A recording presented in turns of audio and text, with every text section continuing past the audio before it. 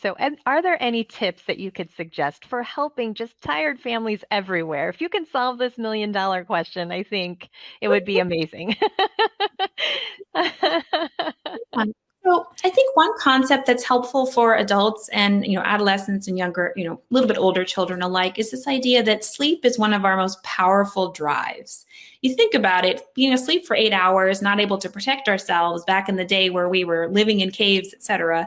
That wasn't a great use of our time. It wasn't the safest way to approach things. So it makes you realize how important sleep is.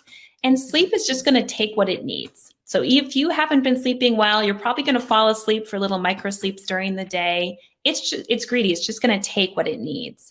So the fear that you're not going to sleep, the fear that you're going to go days and days and days and nights without sleeping, it's almost impossible to do that. In fact, we can restrict our food intake much more readily than we can our sleep because our brains just turn off and say, I'm sleeping, whether you like it or not. So really reminding both kids and adults that if you had a difficult night of sleep, the next night will probably be a little bit better because you have this kind of buildup of fatigue and sleep need, and you're going to sleep a little bit the next night, or you're going to sleep a little bit better the following night. So that insomnia is really about a fear of not sleeping rather than truly the inability to sleep.